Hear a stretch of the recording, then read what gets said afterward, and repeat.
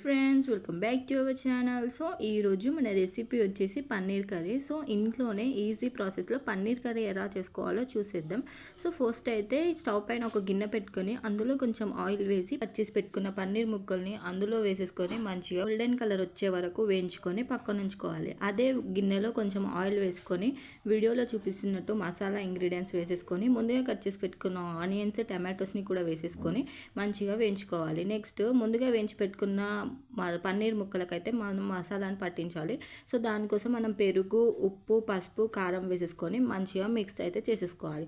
Mix చేసేసి పక్కన ఉంచుకోవాలి. ఇప్పుడు మనం వేయించుకుంటున్న ఆనియన్స్, టమాటోస్ని అయితే మంచిగా వేయించుకొని మిక్సీ జార్లోకి తీసుకొని మనం మిక్సీ అయితే పట్టేసుకోవాలి. సో మిక్సీ పట్టేసుకున్న తర్వాత పైన ఒక గిన్నె పెట్టుకొని అందులో కొంచెం ఆయిల్ వేసేసుకొని అందులో మసాలా ఇంగ్రీడియంట్స్ కూడా వేసేసుకొని అది మంచిగా వేడైన తర్వాత ముందుగా గ్రైండ్ చేసి పెట్టుకున్న పేస్ట్ని అయితే అందులో వేసేసుకొని మంచిగా నూనెలో వేగనివ్వాలి. అది మంచిగా వేగిన తర్వాత అందులో కొంచెం కారం, కొంచెం ఉప్పు, ఇంకా ధనియాల పొడి వేసేసుకొని మంచిగా కలుపుకోవాలి. అది మంచిగా కలుపుకున్న తర్వాత ముందుగా మనం కలిపి పెట్టుకున్న పన్నీర్ ముక్కల్ని కూడా అందులో వేసేసుకొని కలిపేసుకోవాలి. ఆ పన్నీర్ ముక్కల్ని కొంచెం సేపు ఆ మసాలాలో ఉడకనివ్వాలి.